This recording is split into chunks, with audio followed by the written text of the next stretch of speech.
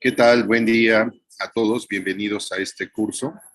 Les presento rápidamente lo que sería el programa, no lo que sería, lo que es el programa que estamos por ver con ustedes. Realmente es una semblanza de lo que es la gestión de sistemas patrimoniales, culturales y naturales, con una serie de comparaciones, desde conceptuales hasta de casos, de procesos metodológicos también, y de los referentes teóricos, de los referentes jurídicos. Entonces, como lo verán aquí, la primera unidad, que es el punto de partida, es hacer un análisis de los referentes conceptuales. ¿Por qué? Porque muchas veces surgen una serie de enredos conceptuales donde pareciera ser que estamos hablando de lo mismo o que entendemos perfectamente de qué se refieren ciertas categorías que estamos empleando y que los mismos gobiernos que se vinculan también con la gestión de sistemas patrimoniales o de espacios patrimoniales nos ocupan a diestra y siniestra, pero no necesariamente quiere decir que se estén ocupando de la mejor manera, o cuando menos entender en qué sentido lo ocupan. Un poco el objetivo de esta primera unidad con la que vamos a arrancar hoy tiene que ver con que conozcamos cuáles son estas diferentes acepciones. No se trata de que todos hablemos el mismo idioma, sino de que entendamos que hay diferentes acepciones, que hay usos a lo mejor no correctos, pero que son reales y que son muy coloquiales, ¿no? O de amplio uso. Entonces, saber que cuando nos enfrentemos a estas acepciones conceptuales o categóricas, ¿en qué sentido la manejan? Para saber también cuáles son las consecuencias, las pretensiones o expectativas de cada uno de estos usos. Posteriormente, teniendo este bagaje de referentes conceptuales y la problemática que implican los enredos conceptuales, poder pasar a un tema que tiene que ver ahora sí ya con un análisis de los modelos de gestión, que tiene que ver con un análisis teórico-metodológico de las diferentes instancias que han desarrollado a lo largo de diferentes años propuestas sobre cómo llevar a cabo la conservación, la protección, el uso, el disfrute del patrimonio, que ellos ya entenderán más adelante porque hablo de sistemas patrimoniales, ¿no? Entonces, en estos análisis metodológicos vamos a ver un poco esta reflexión desde la parte de lo cultural, lo natural, estas cosas llamadas mixtas, qué está ocurriendo, cómo se estructuran, cuáles son las problemáticas y los puntos a favor metodológicos que algunos de ellos plantean. Y por supuesto, en la unidad 3, lo que yo les voy a presentar es una propuesta teórica y metodológica que llevo 25 años, no solamente integrando, sino contrastando. En términos epistemológicos se dice que tiene una fertilidad teórica, porque más que haberse cambiado o refutado, que eso no sería malo, es bueno, una reputación siempre es buena porque quiere decir que hacemos un cambio y resolvemos cosas problemáticas. Pero en este caso, bueno, ni para bien ni para mal, pero lo que ha ocurrido es que se ha venido fortaleciendo, o cuando menos siendo menos complicada en la aplicación en la realidad, el proceso de planificación de sistemas patrimoniales que les voy a compartir. Ya veremos de qué se trata y cuáles son lo que yo planteo como las diferencias, las soluciones que plantea problemáticas que tienen otros modelos y lo que serían las ventajas, ¿no? Y no podríamos dejar de atender este panorama, porque a fin de cuentas, insisto, es un panorama sobre la gestión de sistemas patrimoniales, sin saber cuáles son los referentes normativos que existen, ¿no? Cuáles son los instrumentos jurídicos que implican normas, leyes, reglamentos. Por eso no hablo vamos a hablar aquí, van a entenderlo también, bueno, desde la parte conceptual. No hablamos de instrumentos legales, porque no todos los instrumentos son de orden legal, se implica leyes. Algunos son de otro rango y es más correcto o preferente decir instrumentos jurídicos, ¿no? Y vamos a ver qué pasa con ellos a nivel nacional, en lo natural y lo cultural, y qué pasa también a nivel internacional y cómo se vienen consolidando diferentes propuestas. Algunas tendrán puntos a favor o en contra, pero lo importante es que existan elementos que nos permitan realmente soportar lo que se dice en relación con la significación del patrimonio, quienes lo construyen, pero cómo le estamos estipulando, cómo le estamos estableciendo ya normativamente dentro de cada entidad social, sea a nivel local, estatal, municipal, o nacional o internacional.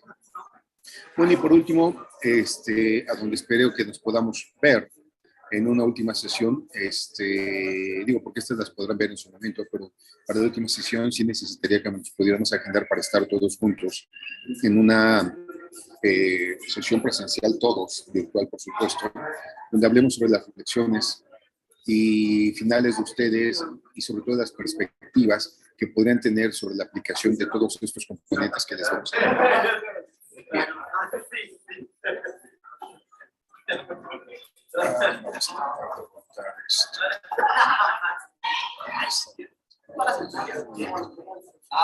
Ya le piqué. Ya saben. Espérenme tantito, estoy haciendo aquí.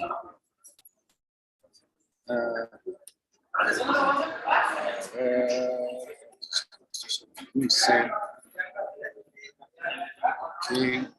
Esto está aquí. Listo. Ok. Bueno, ¿de qué se trata? ¿Para qué hacemos esto? ¿Por qué hay mucha gente vinculada al ámbito sobre la gestión del patrimonio? ¿De qué se trata? Bueno, conservar, usar y disfrutar. Estas son las palabras claves que van a oír que las oigo, que las digo repetidamente a lo largo del curso. Lograr esta articulación entre conservar, usar y disfrutar es el reto que realmente tenemos. Es este maridaje que tenemos que enfrentar los que nos dedicamos a la gestión del patrimonio, a su conservación, a su protección, a su manejo de manera sostenible. Porque nosotros debemos entender que todo esto es parte de una construcción de subjetividades de los entes sociales, individuales y colectivos, que valoran, que significan a lo que se define como patrimonio, ¿no? Y es un elemento clave para poder hacer el análisis. Y si nosotros no tenemos claro estos elementos, quiere decir que es inútil, o sería, como lo marco aquí en el texto, o sería irrelevante poder avanzar en propuestas, en reflexiones y en evaluaciones. Y sí, estoy espoleando el curso y diciéndoles en qué va a terminar. ¿Por qué? Para que sepan hacia dónde va la tendencia de todo el análisis que vamos a hacer. Ya que muchas veces nos plantean cursos, yo recuerdo cursos de antropología o teoría antropológica, donde nos hablaban desde el evolucionismo, positivismo, difusionismo, bla, bla, bla, bla, particularismo histórico, y cada uno agarraba, y cuando eras chavo, es el primero suena bien, pues el segundo suena bien, y ya criticó al anterior, el que sigue suena bien, y ya criticó a los otros dos, ¿no? Y así te llevaban, y entonces decías, bueno, pues ¿cuál es el bueno? Pues es que no hay uno bueno, realmente hay un enriquecimiento, una transformación, un cambio de conocimiento, y eso es a lo que nos vamos a estar enfrentando. Y pero sería bueno que nos dijeran al final, pues, como para dónde vamos, cuál es la línea del tiempo y hasta dónde estamos, y que todos esos elementos previos pues se tienen que ir sopesando en términos de sus aportes y de sus contradicciones y de sus errores.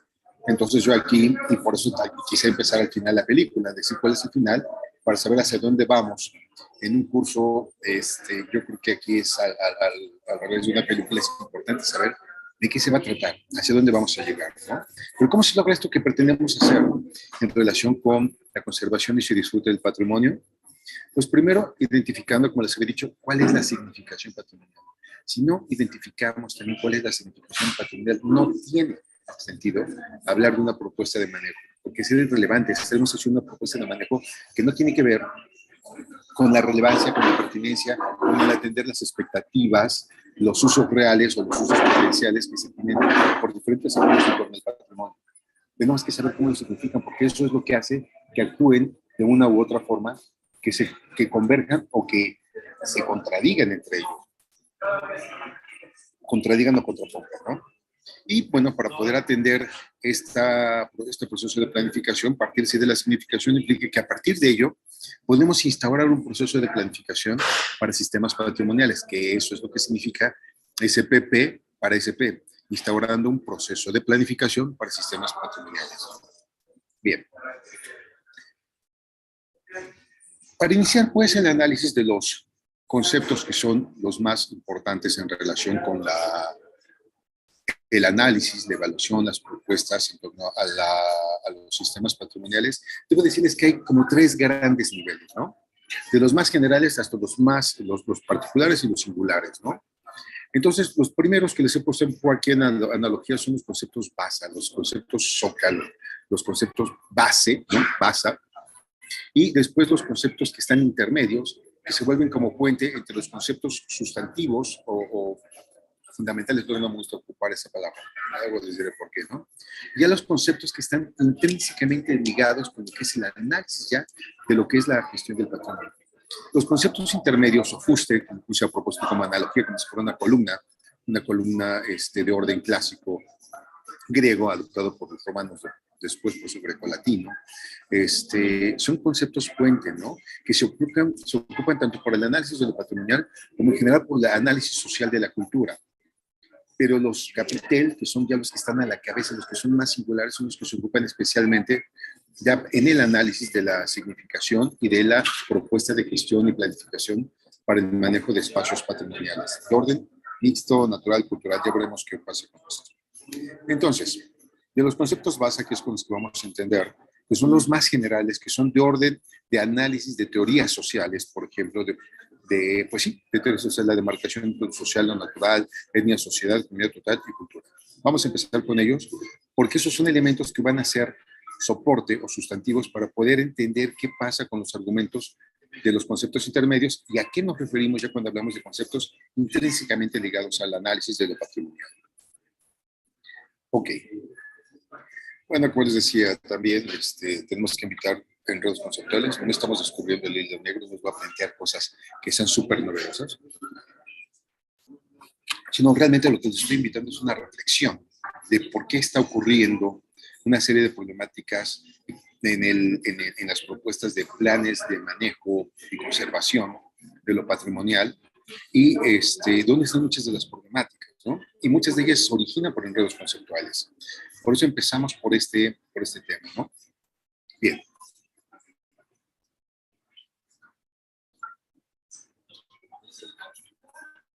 Bueno, también decirles que vamos a tener y sacar de aquí las definiciones últimas, ya las piedras filosofales, ¿no? ¿No es cierto? Lo que yo pretendo, no solamente en esta primera unidad, sino en todo lo que es el curso, es generarles a ustedes parámetros que les hagan hacer una reflexión, que les hagan tener una conducta, una actitud crítica, que no tomemos a pie juntillas todo lo que se dice, ¿no? Porque muchas veces no necesariamente es correcto, aunque lo digan los grandes sabios, ¿no? Aunque lo diga la UNESCO, no necesariamente lo que ocurre ahí, porque cuando conocemos a quienes son también los compañeros que se vinculan en muchas de estas propuestas de la UNESCO, no necesariamente son dioses que son inmutables sus mandamientos o lo que dicen, ¿no? Entonces, es un poco la reflexión para ustedes, y que sean reflexivos, valga la redundancia, que sean críticos. Pero una buena crítica lleva siempre soportada el análisis y la explicitación de por qué algo está mal y cuáles serían las alternativas que solucionarían las crisis o los problemas que se plantean en el planteamiento. Bueno, vámonos aquí con los conceptos base para el cual estamos ocupando el orden jónico. Le he quitado por aquí las citas de cuáles son estos espacios.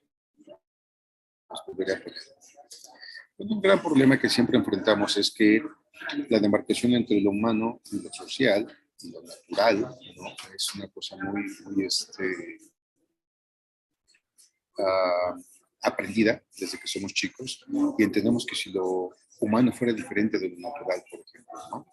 O las ciencias humanas y las ciencias sociales como si fueran cosas distintas. Espero que no me deje el internet, está algo inestable, corta aquí la cosa esta. Bueno, la reflexión para ustedes es si realmente creen que hay una diferencia entre lo natural y lo humano. ¿De dónde salió esa diferencia? Si nos damos un poco un análisis histórico, pues todo tiene que ver con cuestiones de orden religioso, de orden antropocentrismo y teísta, donde el hombre se supone que es algo diferente a las demás cosas de la naturaleza. Y por eso se puso aparte. Pero realmente es una cuestión antropocéntrica. La diferencia entre lo natural y lo social lo planteó el hombre de manera arbitraria, anteponiéndose a él de manera, insisto, antropocéntrica sobre otros elementos, ¿no? E incluso asumía que era el único que tenía capacidad de pensar, que era el único que tenía capacidad de raciocinio, que era el único que incluso tenía alma, ¿no? Y que por eso incluso fue creado a semejanza de Dios, por ejemplo, ¿no? Es por citar algunas cosas, ¿no? Realmente aquí, decirles que, pues les dejo ahí esta reflexión. Desde mi punto de vista, la demarcación entre lo humano y lo social es irrelevante. Cuando hablamos de lo humano, o sea, el ser humano puede entenderse como un individuo aislado, pero pues sí, como un análisis, digamos, singularista, pero no se puede entender al ser humano si no se entiende en su dimensión social, ¿no? Entonces, hablar de las ciencias humanas y las ciencias sociales es una aberración, pero es real, y ahí existen estas demarcaciones y se tienen muchas disciplinas a nivel de licenciatura y posgrados, ¿no? Pero también la diferencia entre lo natural y lo social, pues tiene que ver con estos criterios que les marcaba por ahí, ¿no? Entonces, bueno, como siempre pongo por ahí, la sociobiología tendría otros datos, ¿no? Y ya ni siquiera la sociobiología, a lo que he derivado, no recuerdo ahorita cómo se llama la otra, la derivación teórico-metodológica o disciplinaria de la sociobiología, porque ya van más allá de lo que los planteamientos de casi hace 50 años de la sociobiología. Bueno, ¿no? Y las preguntas, es lo que les decía aquí. O sea, realmente la manera es distinta de lo natural. Estos criterios de marcadores realmente se pueden mantener, son realmente soportables, ¿no? Y bueno, les decía, estos son para reflexión, porque en la realidad siguen y están marcados, como se los decía, pero ustedes deben de tener esta claridad en este sentido. Otra cosa que tenemos de responsable de sociedad y etnia. Aquí hablamos de perogrullos, otra vez, de la diferencia entre sociedad y etnia, pues es irrelevante, ¿no? Sin embargo, nosotros hemos hecho esta diferencia también entre sociedad y etnia, que son realmente sinónimos. Hemos discutido mucho ahí con colegas, antropólogos, etnólogos, que a fin de cuentas es lo mismo, ¿no? Sociólogos, que también es lo mismo, psicólogos sociales, que también es lo mismo. Bueno, luego me meteré a cuestiones de marcación en alguna oportunidad. La diferencia entre sociedad y etnia parece ser una diferencia discriminatoria, ¿no?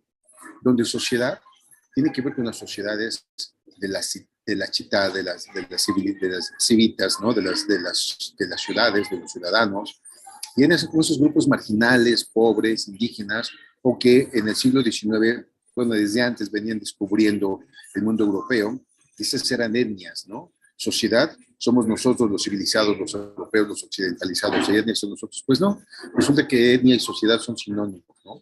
Y como lo pongo aquí, tiene que ver con una estructura funcional, con cualidades económicas y sus referentes ideológicos en un espacio a través de un proceso histórico que comparten y que asumen como tal, independientemente de que tengan una filiación consanguínea o no, porque las identidades tienen que ver con intersubjetividades, ¿no? Y por eso es este proceso histórico compartido y que se asume como tal, es el que define o que marca o caracteriza sus expresiones o sus definiciones identitarias, sus expresiones culturales y sus formalizaciones institucionales, ¿no? Entonces, pues habrá que descartar criterios anacrónicos y discriminatorios como raza. Por ahí les dejamos en el curso un video que tiene que ver precisamente, un video que incluso es muy interesante porque está hecho para chavitos, que tiene que ver con si la categoría raza es viable o no es viable seguirlo ocupando, ¿no? Y bueno, lo que les decía de etnia es una cuestión discriminatoria. ¿Qué es lo que proponemos habiendo hecho esta reflexión entre sociedad y étnica? Más o menos hablamos de sociedad o étnica, es un sinónimo. Bueno, estuvo el concepto de etnicidad también por ahí, ya me lo salté, pero bueno, ya veremos después qué pasa con este concepto y por qué lo puse en rojo. Cuando hablamos de la sociedad o la etnia total en torno al patrimonio, hablamos de la total sociedad, de todos aquellos actores que de una u otra forma se vinculan con el patrimonio, incluso aquellos que no lo definen como patrimonio. Hablamos de los que lo estudiamos el patrimonio, de los que somos gestores del patrimonio, de los que somos investigadores de los referentes patrimoniales desde la cultura, como somos los arqueólogos, ¿no? O los biólogos, los ecólogos, cuando se trata de áreas naturales protegidas, porque también es las autoridades locales, de comunidades, de municipios, de estatales, internacionales, etcétera, y también los prestadores de servicios. E insisto, muchos de ellos definan o no a esa entidad que nosotros vemos como patrimonio como tal. Entonces, para poder hacer un análisis de lo patrimonial hay que pensar en una sociedad total, donde están todos estos actores que de una u otra forma, directo o indirectamente, se asocian a lo patrimonial y tienen una serie de valoraciones y de expectativas reales, no expectativas o acciones reales sobre el uso y disfrute del patrimonio, ¿vale? Bueno.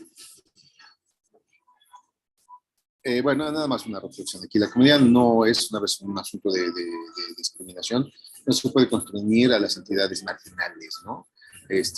Comunidad es un elemento que abarca a los occidentales o no los civilizados, ¿no? Ese es otro tema que no viene al caso, ¿no? Pero podemos hacer una clasificación un poco estipulada sobre la diferencia entre comunidad, pueblo, grupo, sector, clase, para ir jerarquizándolos. Para fin de cuentas, todos tienen que ver con sociedad o con etnia, ¿no? Son los criterios generales y después las particularidades o singularidades tienen que ver con esto que están viendo aquí en este último recuadro que se ve a la derecha sobre comunidad, pueblo, grupo, sector, clase, líder, ¿no? Entonces son ya subclasificaciones, sí, son arbitrarias, de las formas de integración, de agrupación, desde lo general, particular y singularidad, que se puede hacer a nivel de la sociedad o de la etnia. Concepto clave en todo este asunto tiene que ver, por supuesto, con lo que es cultura, ¿no? Bueno, sobre cultura tenemos un montón de definiciones, hay un montón de autores que hablan de esto, pero yo les quisiera poner a reflexionar, porque lo tenemos muy marcado en el gobierno y en las políticas. Esa es la importancia del análisis conceptual, ¿no? Porque estos conceptos y su mala aplicación o mala comprensión o mala definición y uso implican aberraciones, pero que son reales y que pegan incluso a políticas de gobierno, a la autorización o no autorización, por ejemplo, o asignación de fondos para estudiar, para aprender todos estos elementos, ¿no? Y por supuesto, si ustedes hacen una reflexión rápida cuando hablamos de cultura para los gobiernos, pues básicamente se refieren a las altas culturas, a las bellas artes, ¿no? La cultura es la música, el teatro, la danza, y por ahí, por supuesto, de repente involucran las artesanías o el arte popular, ¿no? Entonces, mucho cuidado con esto. O sea, cultura no tiene que ver con algo bueno, malo, alto, bajo, mediano, intermedio, arte o artesanía, que pasa también lo mismo por ahí, esta bronca entre el arte y las artesanías y arte popular, ¿no? Entonces, cultura es, como lo marcan aquí en el cuadro de la derecha, es todo aquello, todo, sin excepción, que una sociedad produce. Sean elementos de duración efímera, como puede ser la comida, como la gastronomía, como puede ser la música, como puede ser una expresión artística que es efímera. Y nosotros lo que tenemos es también todas esas formas de... Yo estoy en un McDonald's, ¿no? Voy rumbo a un viaje y tuve que pararme aquí para dar la clase. Pero, por ejemplo, aquí yo tengo un McCafé y lo tengo aquí en un contexto donde puedo ver una serie de paisanos, ¿no? Y un contexto de distribución, aunque hay un patrón cultural que viene de una sociedad que es Estados Unidos, al meterlo en este contexto le marca una singularidad. La singularidad de tener este café aquí ligado a otros elementos, ligado conmigo, por ejemplo, soy mexicano, chilango para chilango, resulta que nos marca una diferencia en la expresión singular, aunque yo tenga elementos de patrones que son de transgresión o transculturización, ¿de acuerdo?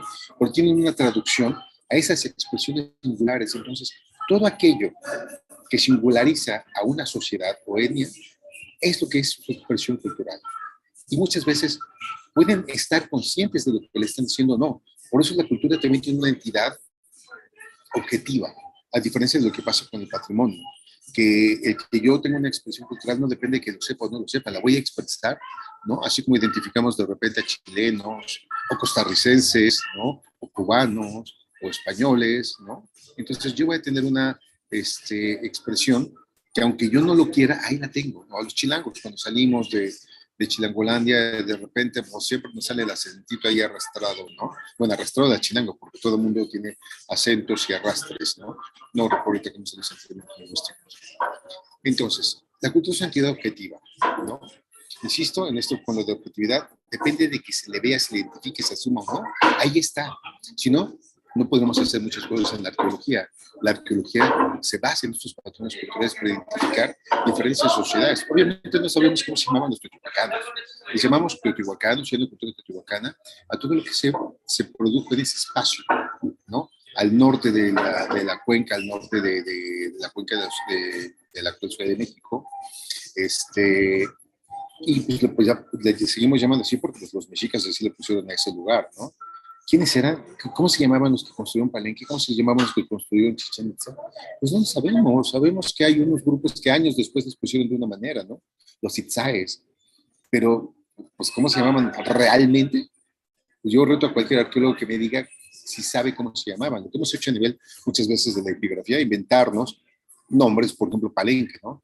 Antes se traducía los glifos del templo de las inscripciones en una lengua y después decidieron traducir la otra, su mal no recuerdo al chol, y entonces le cambiaron el nombre a Pacal y ahora lo decían en chol y tenía otros vocablos, ¿no? A partir de otro idioma en el cual se tradujo, pero realmente cuál era el idioma que se hablaba para expresar esos glifos, pues no lo sabemos.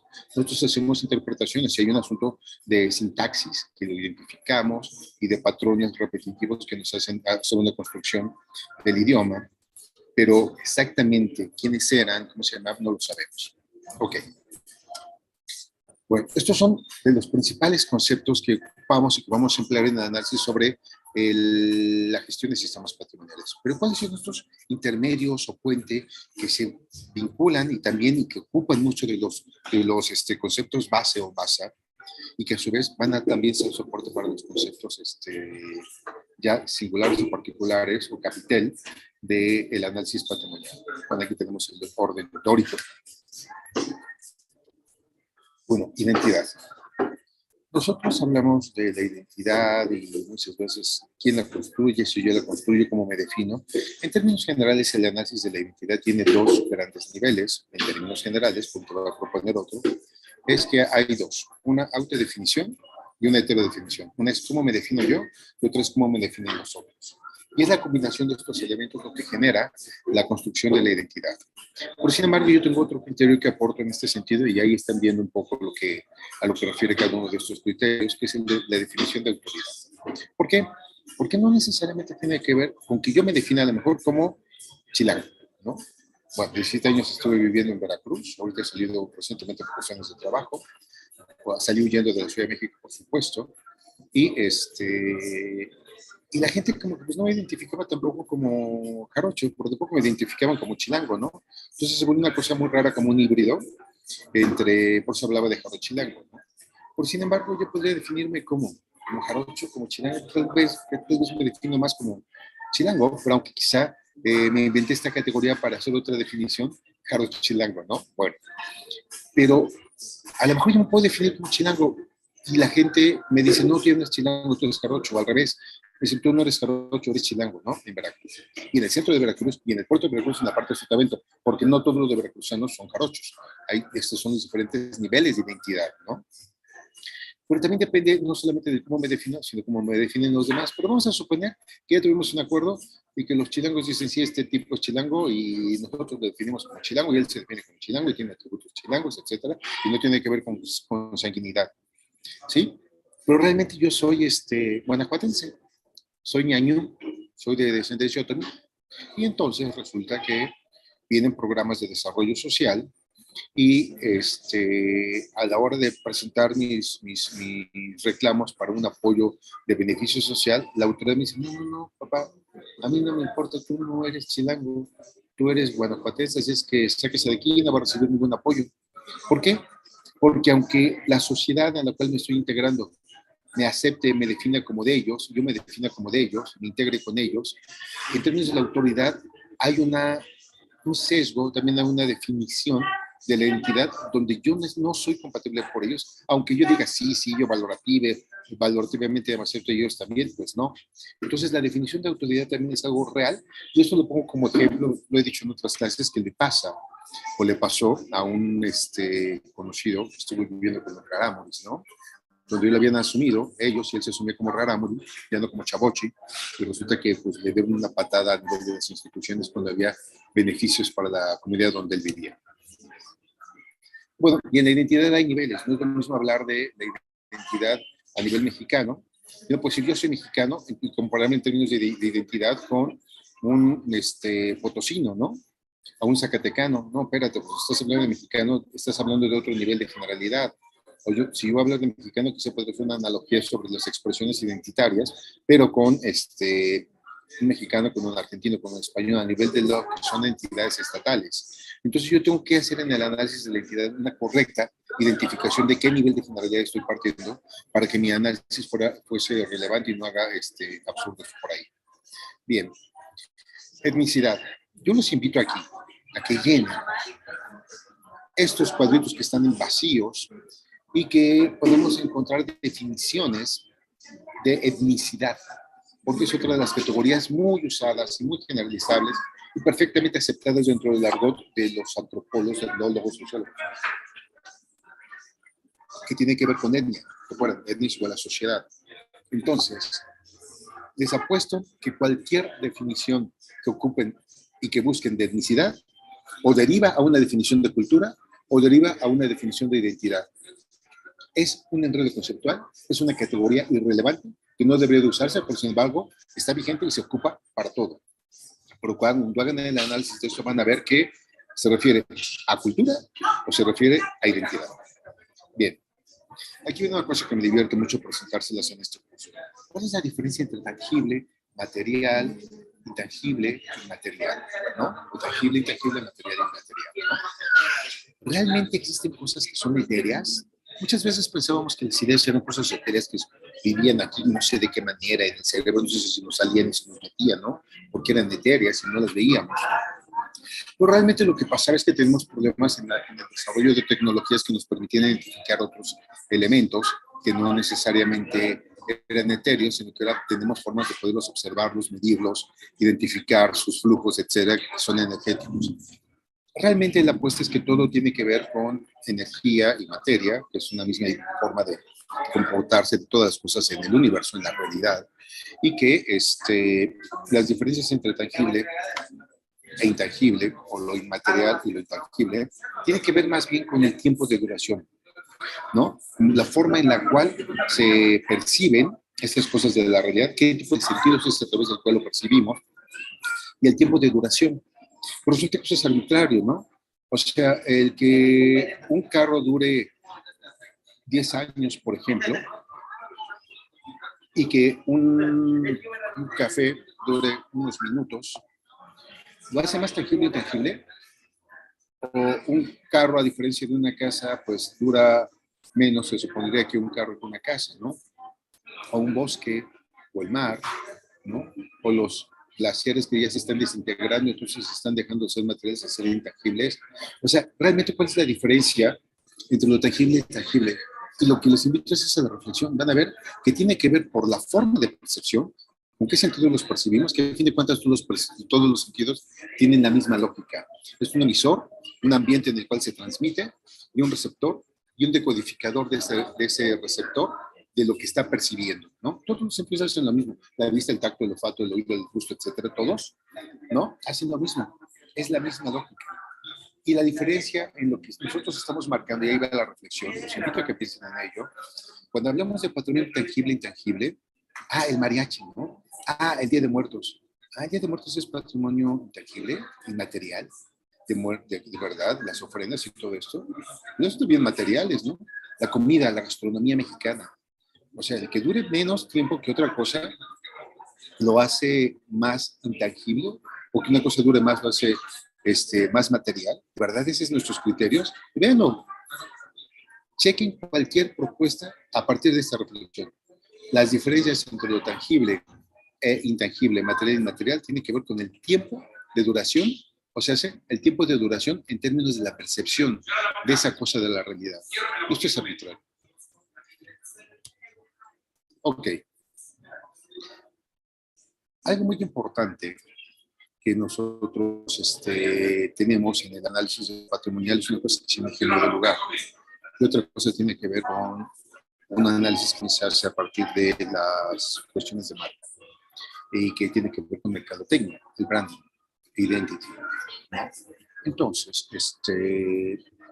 hay conceptos que muchas veces se crean de manera diferente por una disciplina y por otra, pero que en su lógica coinciden y son muy similares, aunque sus objetivos son distintos. Por ejemplo, el género de lugar tiene que ver con elementos que son especiales, que hacen único, que marcan, sí se asocian con esta singularidad de la cultura, por supuesto, que marcan lo que hace especial un espacio, a una cosa, a un ente, a una montaña, un área natural protegida, a un espacio patrimonial, son arqueológicos, son elementos históricos, por ejemplo, ¿no? O paleontológicos. Entonces, es aquello que lo hace especial. Pues un bosque es un bosque de pinos es un bosque de pinos, es una zona arqueológica de un área central ceremonial, pues es una zona ceremonial, ¿no? Chichén, Teotihuacán, Paquimé, bueno, Paquimé es un asunto más distinto, ahí se para Paquimé, ¿no? La Quemada, por ejemplo, bueno, el que quieran, ¿no?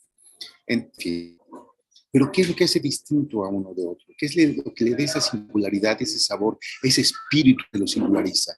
Es lo que se llama un poco el genio del lugar, y es a partir de ello como nosotros debemos de identificar estas significaciones, estos atributos singulares que dan estas valoraciones especiales por la sociedad total que lo significa, ¿no? Y a partir de ellos también ver cómo planteamos su manejo, su conservación, su disfrute y cómo comunicamos estos valores. En la identidad de marca pasa algo similar. Nosotros tenemos una serie de propuestas que ahora en el análisis de marca ya no tiene nada más con plantear una marca a partir de un estudio por ahí, sino que debe de involucrar. Y la propuesta es que para construir una identidad de marca habría que pensar también en cómo ven la gente que trabaja en las empresas, cómo se identifican con la empresa, con los productos de la empresa, cómo los valoran, qué les significan para ellos, ¿no? Y pasa algo similar, nada más que los objetivos son distintos. Yo debo decir que el análisis sobre las propuestas de identificación de lo patrimonial y sobre todo para la interpretación temática de cómo comunicamos estos valores, tienen a fin de cuentas de bases de la mercadotecnia y pasan, por ejemplo, en Estados Unidos y en Canadá, en análisis de interpretación temática con los grandes gurúes de la identidad y digo de la interpretación temática, ¿no? De Sam Ham y Thiel, etcétera, ¿no? Que son de mediados del siglo pasado, imagínense, ¿no? Porque el origen de muchos de eso tiene que ver también con análisis de mercadotecnia, ¿no? Entonces, un poco que vienen las divergencias, convergencias, que seguramente ya las habrán leído por ahí. Pero a mí lo que me importa decir es también que así como surge en la mercadotecnia, y que eso es una herramienta muy importante también para nosotros, traducir a los objetivos de lo patrimonial, de la conservación y uso y disfrute de lo patrimonial, es algo distinto, ¿no? Pero en los objetivos, pero en su estructura metodológica son similares.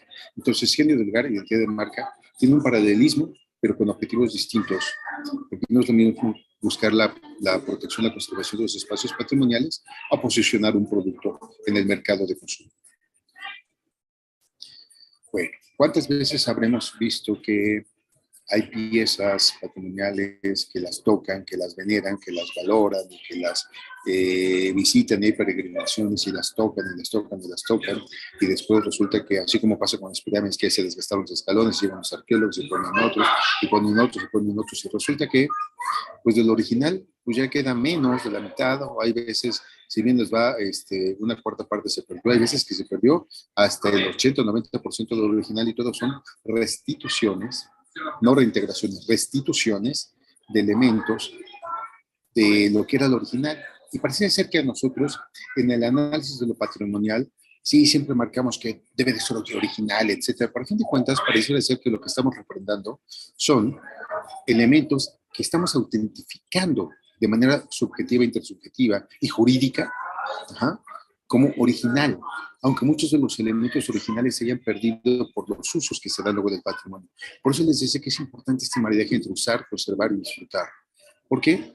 Porque entre la diferencia entre lo auténtico y lo original parece ser que, bueno, lo original es esa cosa que se creó de primera instancia y que por eso tiene una valoración, pero parece ser que esa valoración más bien tiene que ver con esta subjetividad que le da una validación a algo como original, aunque ya se haya perdido mucho a partir de los usos, ¿no? Entonces es una reflexión también por ahí. ¿Qué importa más en el análisis de lo patrimonial? ¿Que sea original o que sea auténtico a través de una validación intersubjetiva? Un poco por ahí están los ejemplos que les he marcado en la diapositiva que están viendo.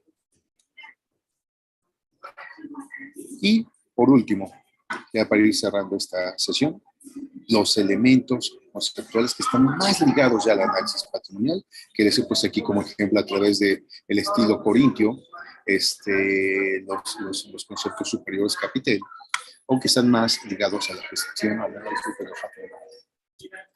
¿Qué tenemos? La significación patrimonial, como les había dicho, no es lo mismo que la significación cultural. Patrimonio y cultura no son lo mismo. Cultura tiene que ver con aquellas expresiones que somos conscientes o que no, ahí nos marcan y nos identifican a una sociedad. Pero sin embargo, lo patrimonial sí tiene que ver con elementos culturales que se seleccionan de manera especial y se valoran como algo exclusivo, con una valoración única, una sobrevaloración, y que hemos definido que eso es un patrimonio, ¿no? Nos pasa a nosotros en lo individual, porque resulta que no solo nosotros tenemos Si yo puedo decir, mi carro es mi patrimonio, mi casa es mi patrimonio, esta casa es mi patrimonio, ¿alguien puede impedir que yo diga esto? No, no digas, es mi valoración. Yo defiendo que esto es mi patrimonio, ¿lo heredo o no? También el heredar el patrimonio no necesariamente tiene que ver con un criterio base de lo que es lo patrimonial. Yo puedo heredar o no mis elementos definidos como patrimonio. Y esto es un proceso de intersubjetividades, ¿sí? A diferencia de la significación cultural que tiene que ver con un criterio objetivo que no depende de que yo lo califique y lo identifique como patrimonio, ¿no? Por eso todo patrimonio es cultural, pero no todo lo cultural es patrimonio. O sea, lo patrimonial requiere de esta calificación que les decía, es seleccionar algo como especial y definirlo como patrimonio, ¿no? Es reconocer ese valor singular y especial, ¿no? Entonces, la sentencia que me gustaría leer desde aquí es: cualquier propuesta para abordar entidades patrimoniales que no parte de las anteriores premisas no tendría soporte ni sería relevante, ¿no? Sobre todo en lo que a nosotros nos compete, a la gestión de los elementos o los sistemas patrimoniales, ¿no? Bien, espero que este elemento de la significación patrimonial les sea útil en una reflexión. Porque si nosotros no tenemos claro cuál es la significación patrimonial, esta construcción de subjetividades, intersubjetividades, sobre qué hemos calificado como patrimonio, qué esperamos de él, cómo usarlo y cómo disfrutarlo, las propuestas de gestión para el manejo o para la gestión del patrimonio no tendrían sentido. Y bueno, teniendo claro que estos elementos de lo patrimonio, de lo patrimonial, ya con esta cuestión sobre la cultura natural, si es real, es pertinente o no es pertinente, por eso iniciamos con el análisis de los conceptos base, les podemos decir que no es pertinente hablar de la diferencia entre cultural, natural, y ahora hasta pues, ya nos inventamos el mixto, ¿no? Porque combina los dos como si fueran cosas distintas, pero no son separadas, pero en la realidad así están, incluso normativamente, ¿no? Pero les quiero, aquí lo están viendo a la izquierda, compartir siete heurísticas o guías en el análisis. Heurísticas, está mal escrito, eso es heurísticas, salió, no me había dado cuenta, con una I de más ahí. No sé por qué lo de una vez y nunca lo hago.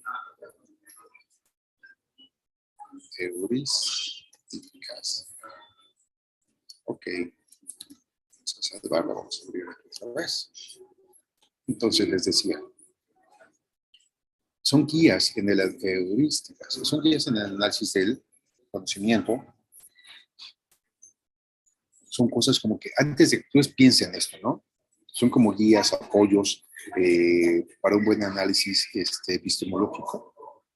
Y no todos los valores culturales son patrimonio. Por sin embargo, toda designación de definición patrimonial es cultura. ¿De acuerdo? No importa si fue algo producto de... Recuerden que las valoraciones de la naturaleza, aunque no sean producto del hombre, son valoraciones humanas. ¿De acuerdo?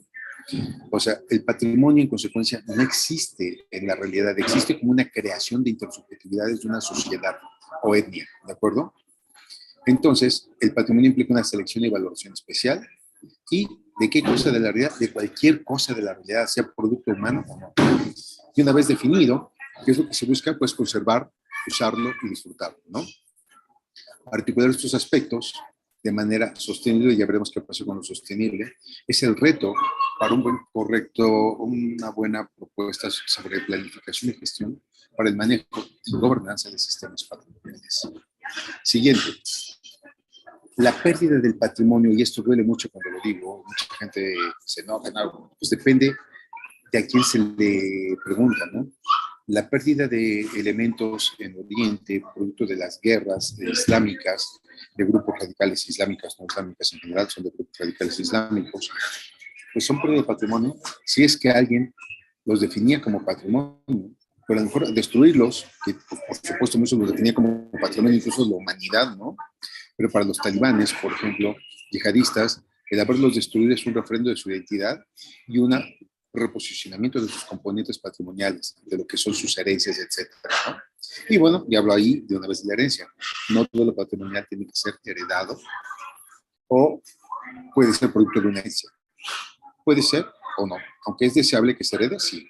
Por no quiere decir que sea una cuestión generalizable, aunque en términos de El patrimonio colectivo, no el individual, es una condición que siempre se requiere, incluso jurídicamente está estipulado, ¿no? La conservación para que las futuras generaciones disfruten, ¿no? Ok, entonces, ¿cuáles serían las premisas que tenemos de esto? Cualquier entidad patrimonial conforma o es parte de un subsistema social adscrito a un sistema cultural. Y toda entidad definida como patrimonio, ¿sí?, tiene que ver con valoraciones y tiene expresión en referentes naturales o de creación humana, que también es natural, pasados, presentes o incluso con una perspectiva de futuro. Bien, una de las categorías finales que vamos a tener, la diferencia entre sostenido y sustentable. Bueno, vayan leyendo por favor lo que se pone aquí, voy a parafrasear cuál es la problemática con esto. Resulta que cuando empieza a ocuparse la palabra sostenible, buscando en sus inicios el equilibrio entre factores que son de orden de no perder los recursos culturales y naturales, implican que en la búsqueda del equilibrio era frenar, conservar, poner en vitrinas casi que no lo tocara para que se mantuvieran los recursos, ¿no? Tiene que ver con recursos. Y pues empezaron a generarse diferentes dinámicas en este sentido y hubo las famosas cumbres de la Tierra, etcétera. Y en una de ellas también, que por ahí la tienen las lecturas, lo que se estuvo planteando es que pues había una diferencia conceptual que estaba generando ruido en aquellos momentos entre lo sostenible y lo sustentable, a diferencia de lo sostenido. Lo sostenido es lo que se trataba de evitar, ese crecimiento constante hacia arriba, incrementado, hasta que se acababan los recursos y habría que buscar recursos en otro espacio. Por eso la búsqueda de recursos para los países capitalistas era muy importante, ¿no? Diferentes fuentes de recursos, del que quieran petróleo, ¿no? Oro, algún mineral, el acero, por ejemplo, porque ya que nos acabamos esta mina hay que buscar otra para seguir explotándola, ¿no? Y el argumento es que, espera, que no podíamos seguir explotando de esta manera sostenida los recursos porque, a fin de cuentas, nos vamos a molar todos. Y viene una alternativa de buscar este relativo equilibrio y cambiar la palabra sostenido por sustentable y sostenible, ¿no? O sostenible.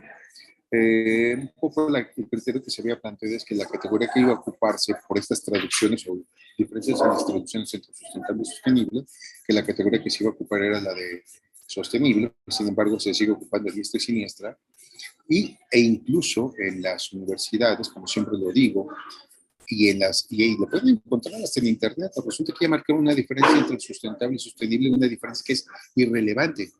Plantean como si lo sustentable que fuera aquello que no depende del hombre, que está ahí y hay que cuidarlo, ¿no? Pues ¿quién marca eso? Pues el hombre. ¿Quién decide cómo cuidarlo? ¿Quién decide que no participe el hombre en un área natural que hay que protegerla intacta, virginal? Por favor, pues es el propio hombre. El hombre no puede en estos desarrollos sobre los recursos decir que está aislado, que está como arriba flotando, ya nada más viéndolo cómo se protege. Pues, tan solo la misma protección implica una interacción del hombre con ese espacio. Por aparte, lo plantean como si fuera aislado, perdón. La radiación que ocurre a partir de las bombas y los experimentos y pruebas atómicas que fueron del siglo pasado, pues nos ha afectado a la radiación de todo el planeta, ¿no? Y los que son arqueólogos pues sabrán que incluso ha afectado también los echamientos, que han tenido que hacerse calibraciones, ¿no? Entonces, es una falacia de que lo sustentable desvincula la naturaleza del hombre, ¿no? Y que obviamente lo sostenible tiene que ver con la relación naturaleza-hombre. Son de estas cosas de perogrullo que nos inventamos cuando tenemos dos categorías y no entendemos que pues es innecesario tener alguna de ellos, o si vamos a ocupar las dos, vamos a ocuparlas como sinónimo. Un poco lo que pasaba con etnia y sociedad, o la irrelevancia de la categoría de etnicidad, ¿no? Que a fin de cuentas se refiere a cultura y refiere a identidad. Y aquí pasa lo mismo, ¿no? La diferencia entre sustentable y sostenible es irrelevante. Un segundo, voy a tener que cambiar de audífono. Vamos a ver si conecta el otro. Ok.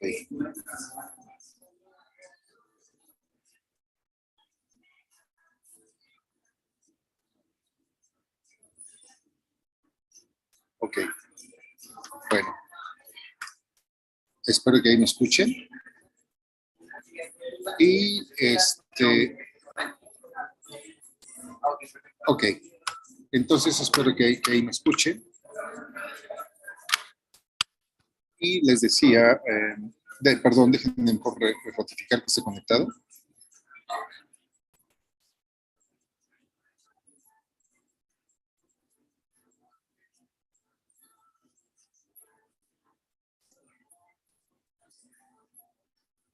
Hola, hola. Ok, ahí estamos otra vez conectados. Ahí estamos otra vez ya con el altavoz.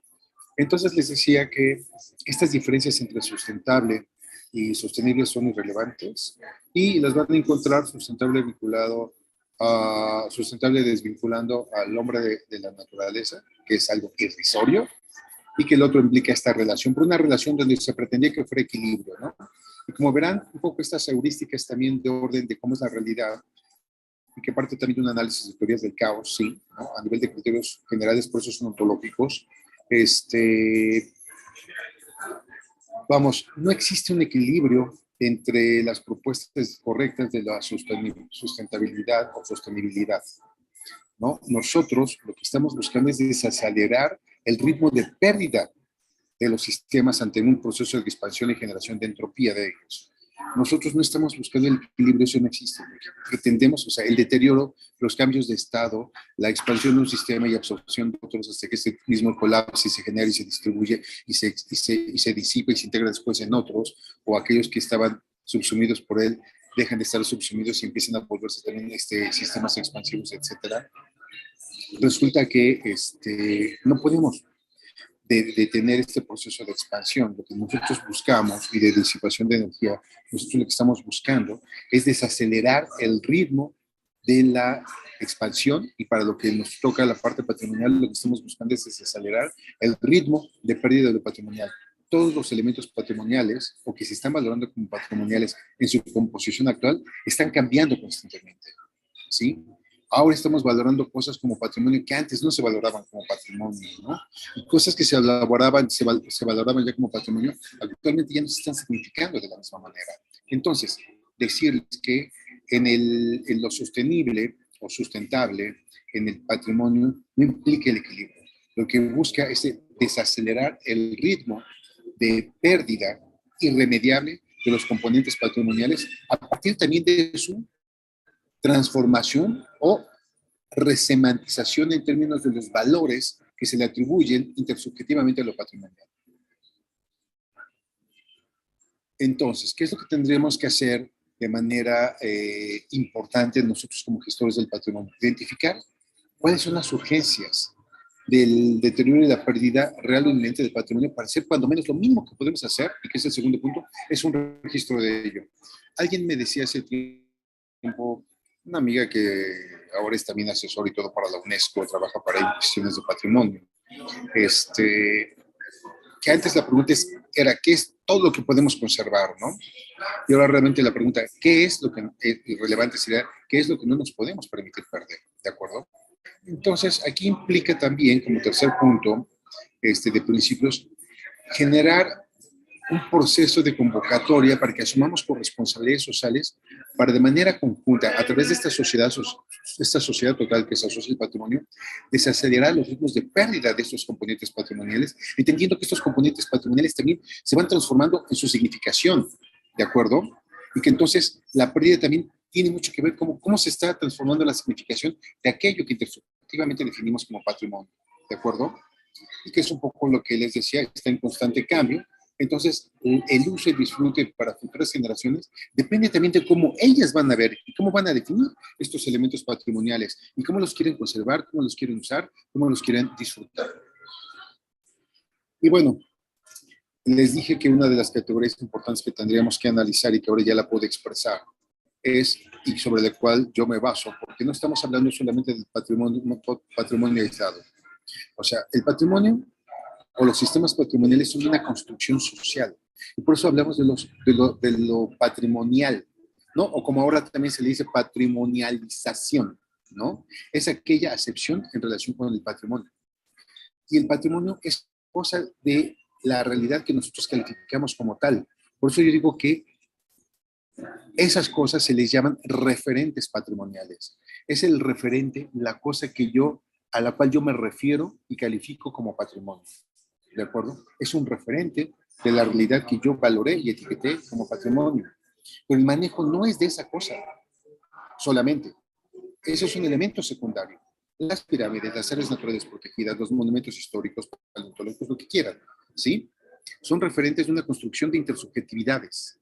Y lo que nosotros tenemos que hacer en las propuestas de gestión para el manejo y gobernanza de sistemas patrimoniales es entender cuál es la construcción de este sistema, de este subsistema cultural, que forma parte de lo patrimonial. ¿Cómo lo construye esta sociedad total? ¿Qué expectativas tiene? Y a partir de ello, ver cómo actuamos e interactuamos en sus referentes de la realidad, en esas cosas que etiquetaron y calificaron y que incluso designaron y que le dieron una etiqueta y una nominación, una declaratoria como patrimonio, o lo inscribieron en una lista de patrimonio mundial, ¿no? Entonces, es esta construcción, es entender esta construcción de la intersubjetividad de lo patrimonial y los referentes que calificaron de la realidad como patrimonio, sobre lo cual tenemos que construir nuestras propuestas, nuestros esquemas de manejo, ¿no? Entonces, esto es a lo que les estamos invitando. Por eso no estamos hablando del manejo del patrimonio, estamos hablando del manejo de un sistema subjetivo o intersubjetivo que sí forma parte de las exposiciones culturales, de aquello que se le ha calificado como patrimonio, ¿cuándo? En un momento, y que está transmutando todo el tiempo, que se está resemantizando, ¿de acuerdo? Primero hay que tener claro qué es, en consecuencia, qué es el patrimonio, para ver de qué se trata aquello que pretendemos manejar y evitar enredos, o irrelevancias metodológicas, desgastes y conflictos intersectoriales entre actores.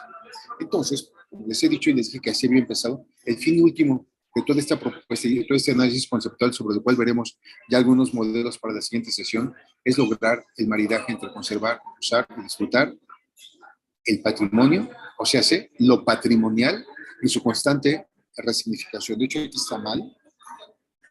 Vamos a cambiar esto. Disfrutar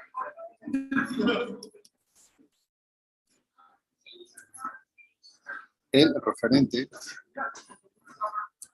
vamos a poner referente patrimonial, no los referentes patrimoniales, ¿no? ¿A partir de qué? De este proceso de patrimonialización o de este proceso de sistemas patrimoniales, en esa constante resignificación. Bien, bueno, aquí ya somos. Si se fijan aquí lo que estoy marcando en este primer recuadro, estoy quitando ya la diferencia de bienes, hablo naturales, porque todos, incluso los humanos, son y estoy quitando los tangibles, todos son tangibles o materiales, ¿no? Bajo los argumentos que les estuve dando, ¿no? Ok. Bueno, pues hasta aquí nos quedamos con esta sesión. Vean, por favor, los videos, hagan las reflexiones que están en el curso. Gracias.